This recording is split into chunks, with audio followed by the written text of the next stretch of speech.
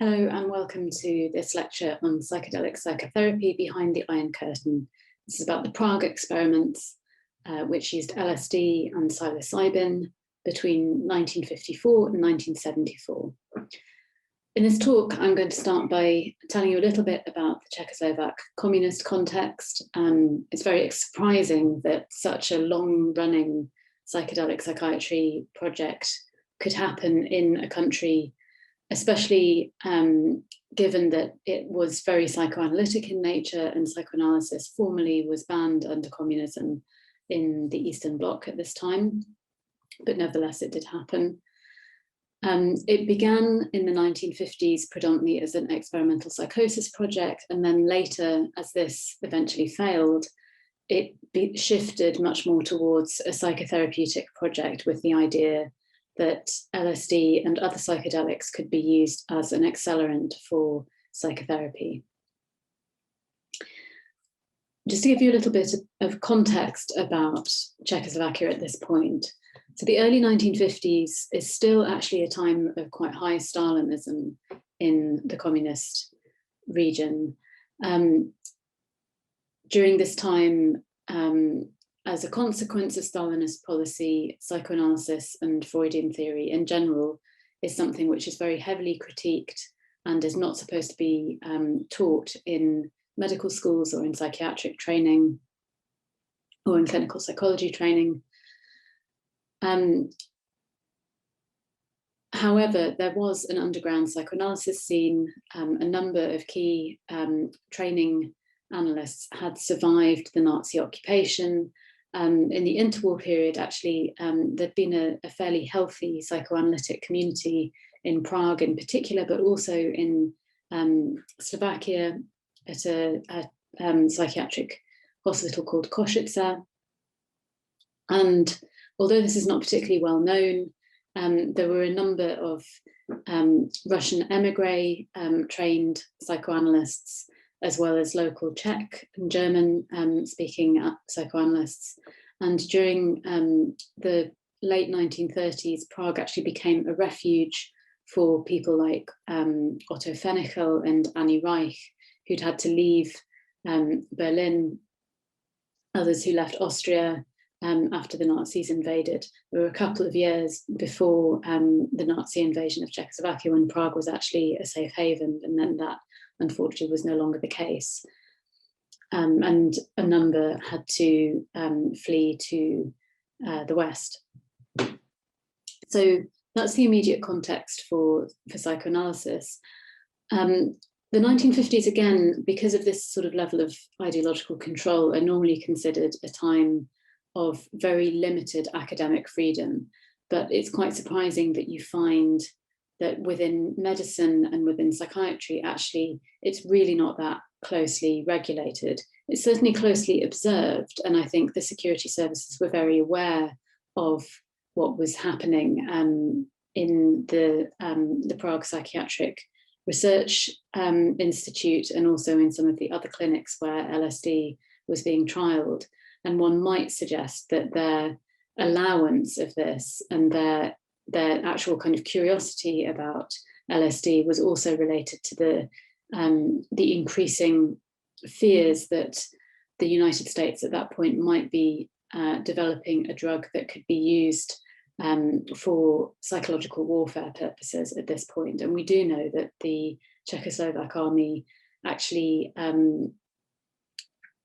recorded a series of videos in which they gave soldiers who were supposed to be planning an operation LSD in their drinking water, and then they filmed what happened to see if this would actually be able to disrupt their cognitive processes. And of course it did. They sort of fell about laughing and were not able to concentrate on the task at hand. So there's a degree to which some of this, I think, is tolerated because the security services on the part of the Communist Party wanted to see what this drug did. But also because there was an open-mindedness with regard to psychopharmacology at this point, and also an acceptance that particularly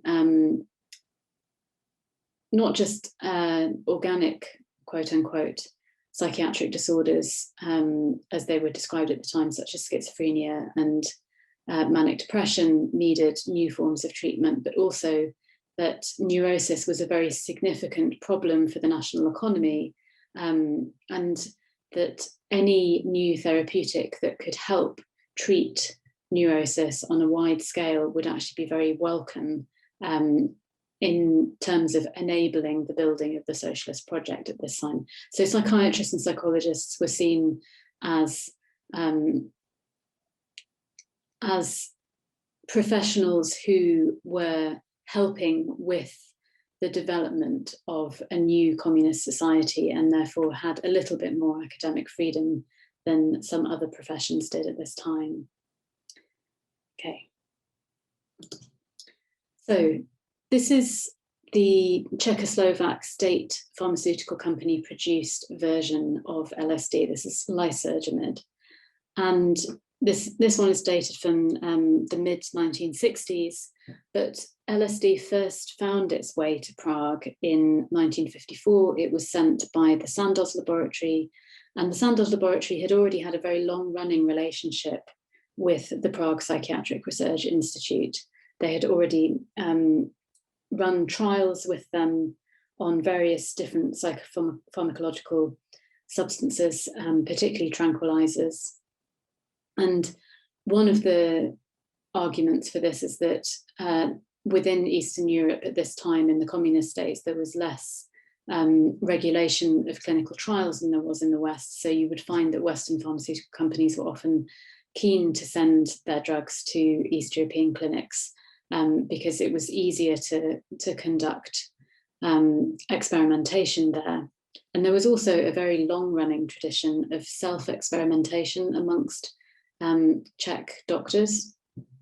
This is something that went back to the 18th and 19th century, but particularly in terms of psychopharmacology, from the early 20th century onwards, there's a lot of documentation of Czech doctors actually beginning by experimenting with drugs on themselves before they would use it with patients. And so this is, you can see, as sort of part of that tradition. The thing to bear in mind also at this stage is that interest in LSD came at a time when there was quite a lot of both theoretical and therapeutic nihilism around schizophrenia.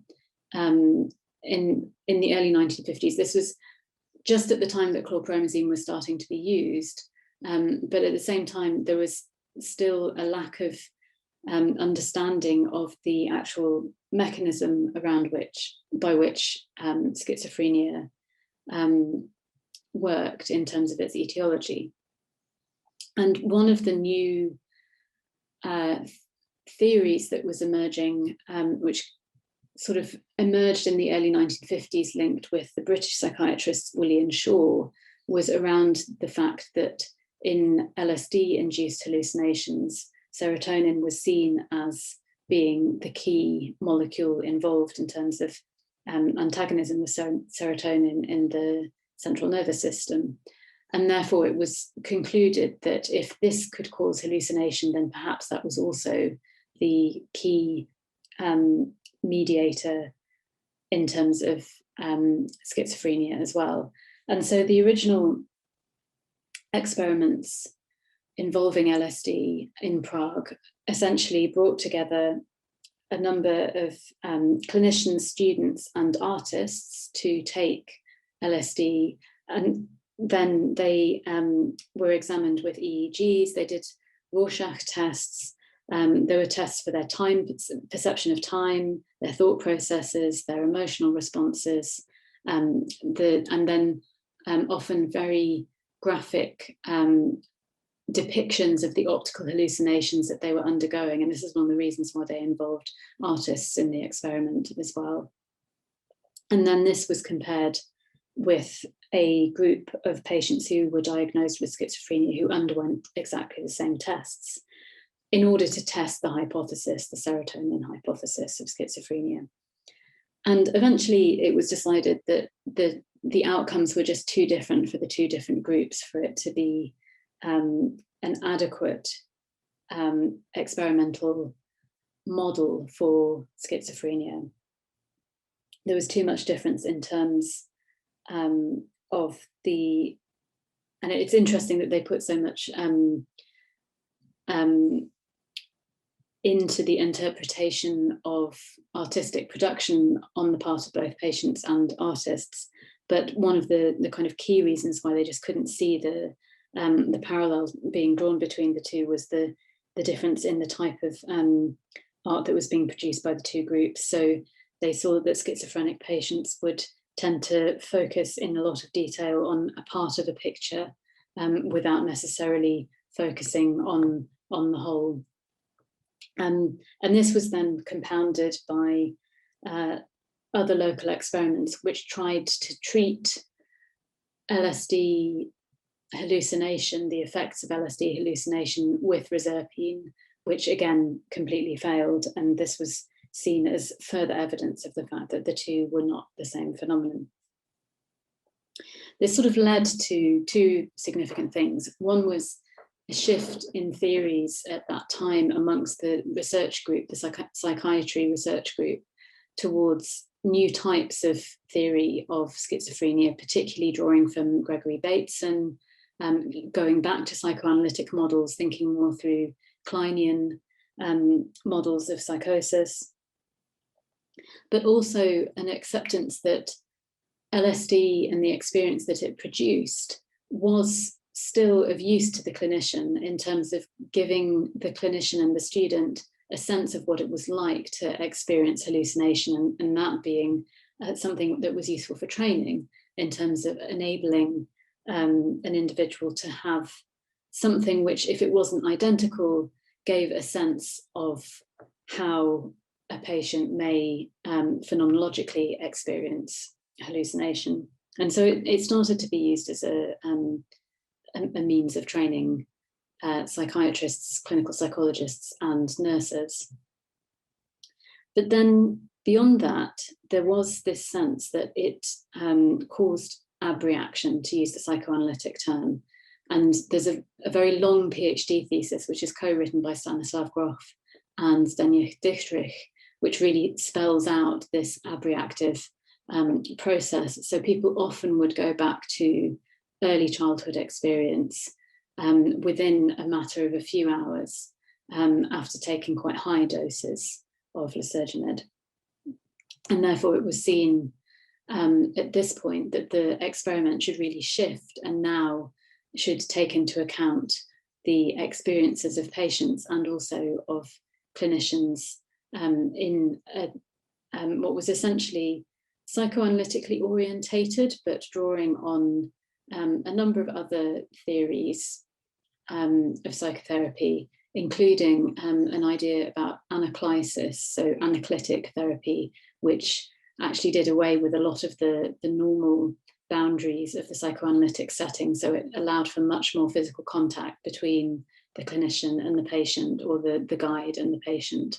And it was seen that this was actually necessary because people went through so much extreme emotional content during these very concentrated sessions that a different form of psychotherapeutic relationship was needed in order to contain the intensity of the experience. Okay, so here's some of the art that was produced by the clinicians and the artists during the experimental psychosis phase of the project. So you can see again here the multiplication of the number of eyes in. So this is someone looking at the guide that they're with during the experience and trying to very rapidly document the very extreme changes that they're seeing in their visual field. There are also, so Stan Grof himself documented looking at a clock tower, which very quickly shifted to an owl and then to a cat. So rapid visual changes in observed phenomena being a very common trait. And then another thing that came up quite a lot was the experience of being observed, which could be read in in various different ways, particularly in the communist context where surveillance was something that people were used to and often experienced in very distressing ways. And you sometimes found this came up in clinical cases where people underwent experiences of paranoia and of being followed by the secret police during their psychotherapeutic sessions. So here's the two key figures that I'll discuss in their younger days. So Milan Hausner on the left at the Sadskar Clinic, and Stan Grof on the right, who worked predominantly at the Prague Psychiatric Research Institute. And here is another, actually, both a psychologist and also quite a famous surrealist poet in Czechoslovakia, Zdeněk Havlíček. So this is a very kind of poor quality photocopy of a photograph that was taken within Sadskar of him guiding one of the patients through their psychotherapeutic session. And this is taken from Milan Hausner's archives, which are available at Purdue University. There's also archives of patient and clinician artworks, which are kept at the Academy of Sciences of the Czech Republic archives as well.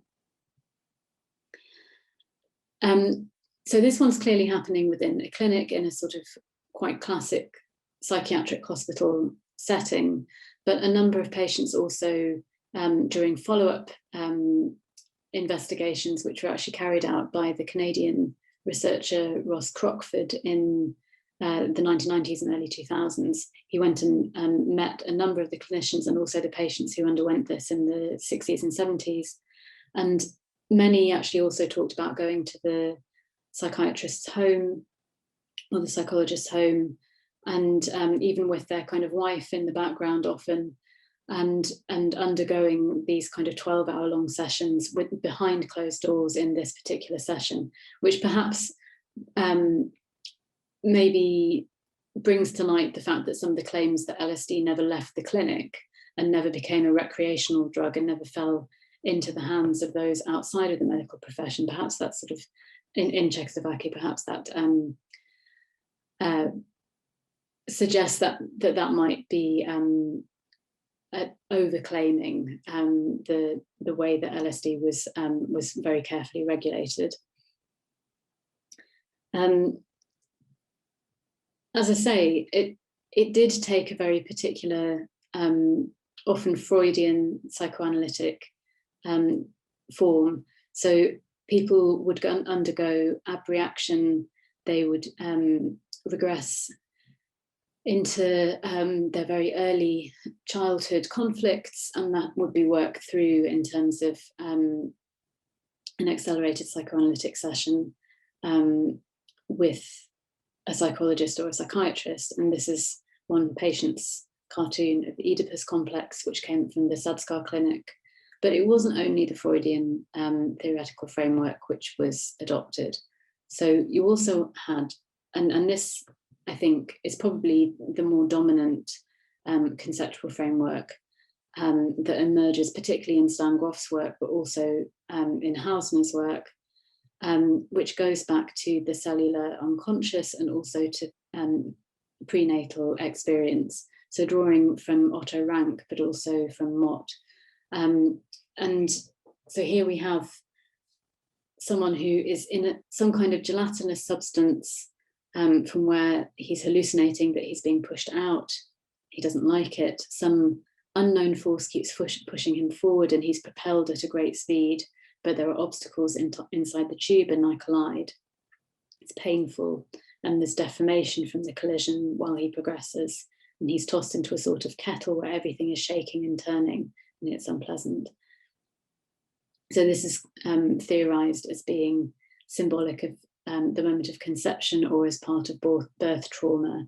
And so this relates back to particularly the work of, I think it's Otto Rank, and I think it's published in 1936 or 1938, you'd have to check the date, but his book, The Trauma of Birth, and really pointing out in that moment in psychoanalytic theory that it isn't just about early relationship conflicts. It goes back further, even earlier than Melanie Klein, to really think about the relationship of the fetus to the mother in utero, and then the real trauma of what happens when the fetus is removed from utero and comes into the world and has to experience separateness. And so we're already going further and further back in time here in terms of what LSD can enable in terms of accessing the unconscious and unconscious memories.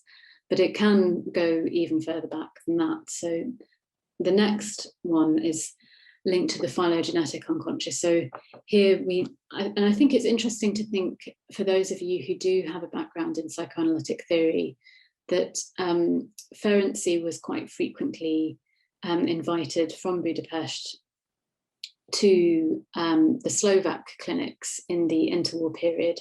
And so there's a very good awareness of Ferenczi's work, but also an increasing awareness in the 1960s in terms of a renaissance of Jungian thought here as well. So here's a male patient with psychosomatic symptoms, with respiratory neurosis, functional gastrointestinal disturbances, and ejaculatio precox. And this is his 16th psycholytic session. And he's regressing into his childhood, which seems to be the prehistoric age. I'm searching, leaving the stones unturned. So here, it is a regression to childhood, but it's also the unconscious memories of previous, not just ancestral, but earlier evolutionary states potentially that can be accessed through this LSD psychotherapeutic process. You also find in Stan Grof's writing individuals who've been able to access the memories of ancestors, which they could not possibly have otherwise known about, or individuals who are able to somehow access the early childhood experience of their own parents, which hasn't been communicated to them apparently. And then when they've gone and spoken to their parents about the type of very intense experience that they've had during these sessions, their parents have then recounted that that's actually something that they went through, a trauma of childhood, for example. And so the theoretical underpinning here is that it's not just Freudian unconscious that LSD and psilocybin enables the individual to access, but that there are multiple different models of the unconscious, drawing from different theorists, and that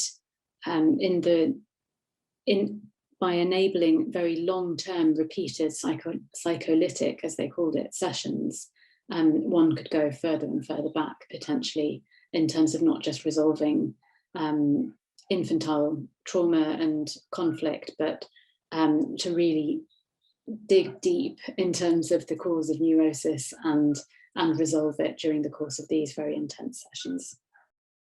The psycholytic psychotherapy sessions continued at Sadskar right through until 1974, and they were often combined with other types of psychotherapy, particularly group psychotherapy, also a version of psychodrama pioneered by Jacob Marino, which involved acting out early childhood conflict and conflicts between the patient and other key people in their lives, which was incredibly popular in the East European region under communism.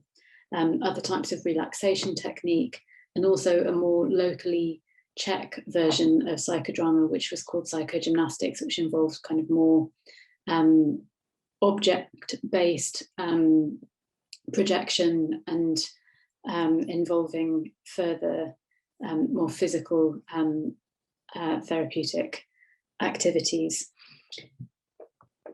In total, it's estimated that 300 patients underwent psycholytic psychotherapy at Sadskar during Hausner's time, particularly to treat depression, but also neurosis, as they called it more broadly. And this actually often involved sexual neurosis.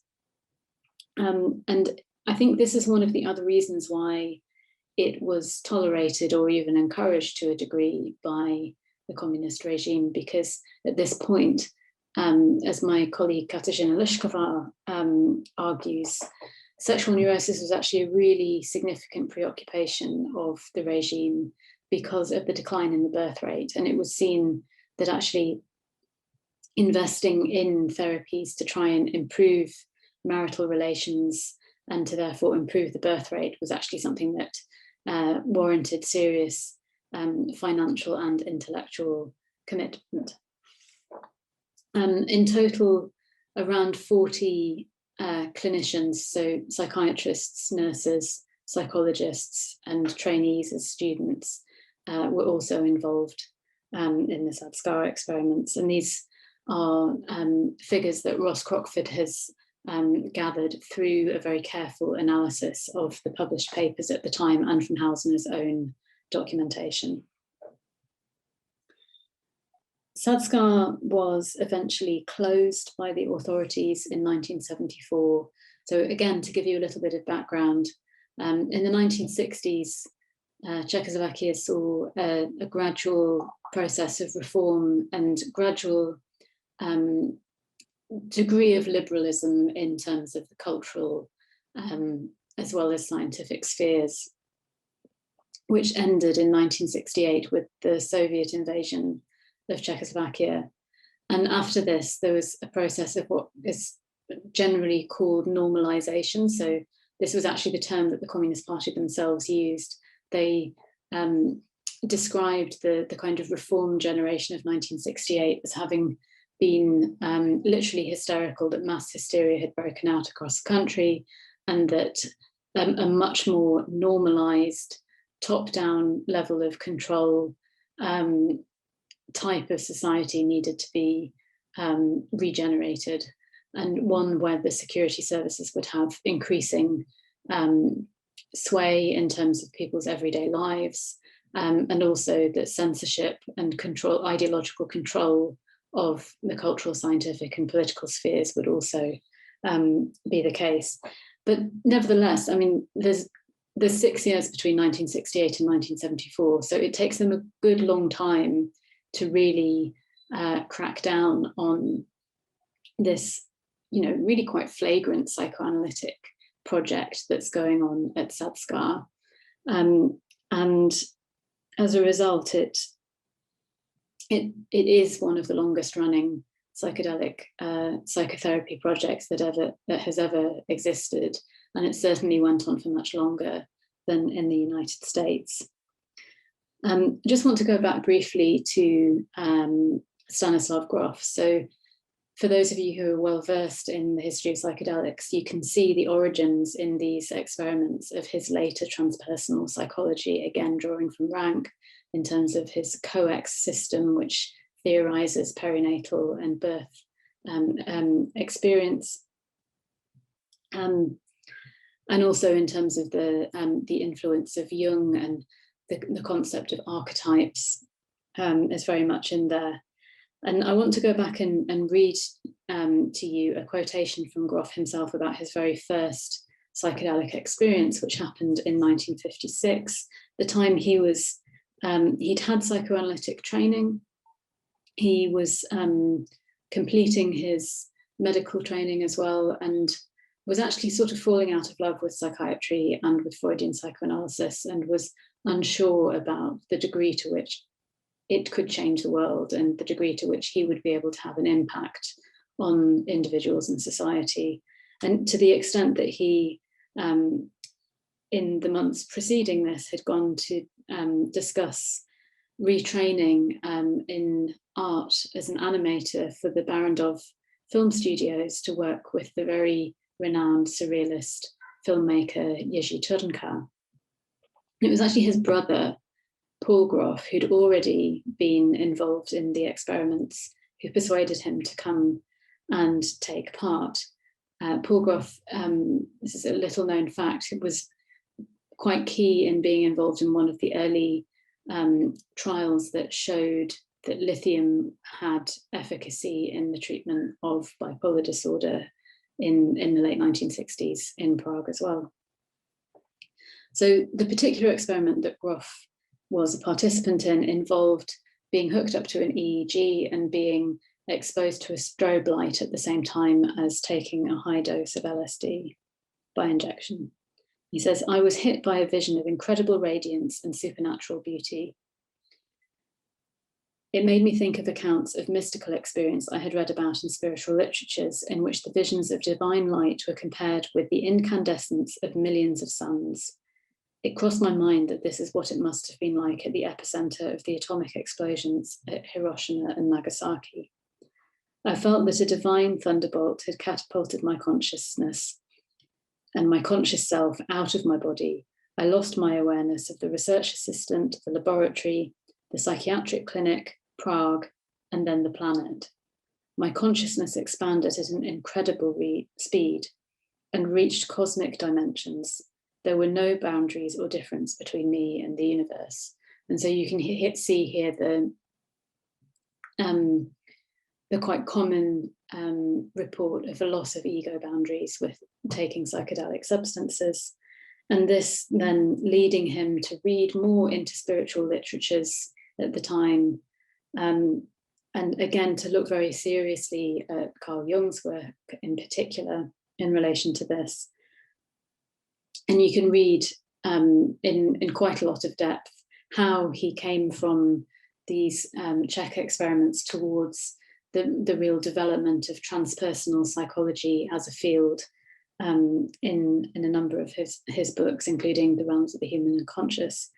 And during the 1960s, he was actually able to travel a little bit out of Czechoslovakia.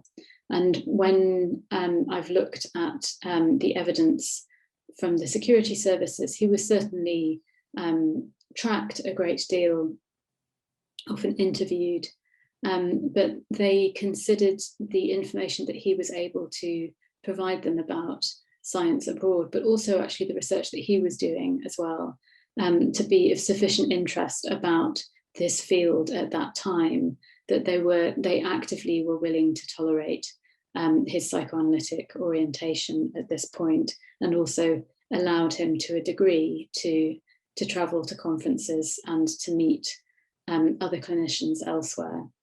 And one of the most important trips that he made was in 1966 to Esalen in California. And this really led to him eventually leaving Prague, which happened in 1967, even before the Prague Spring, and moving to the US. But ironically, this was exactly the same time that LSD was starting to be much more highly regulated and then banned in the United States. And so he then was not able to access the substance to continue his research there. And as a consequence, as many of you will know, he therefore developed different ways of accessing psychedelic experience through holotropic breathwork, which is still a practice in which he personally is still practicing and running courses in to this day. Okay, I'm going to wrap up now, but one of the things that I would recommend if you want further reading on this, if you Google me, there's an open access journal article in the French journal Cahiers du Monde Russe about the Prague experiments. I also recommend Ross Crockford's work. He's written about this in the MAPS journal, which is available open access online as well. And if you're interested to see further actual primary source evidence, as we historians call it, I really recommend on YouTube, if you search for the film Man Is Not Dying of Thirst, which was made in 1970, and it closely follows, in a very stylized manner, some of the patients and some of the encounters at the Sadskar Hospital. And Milan Hausner himself was a consultant on the film. So it's a sort of documentary which begins by reflecting on the problems of modern life and then going much more closely into this psychiatric hospital environment, and then thinking through the effect of LSD on patients and what that meant in terms of understanding this point in the late 20th century and the potential that psychedelic substances could hold for changing perspectives on the contemporaneous world at that point. Okay, thanks very much, and I look forward to discussing in the panel discussion.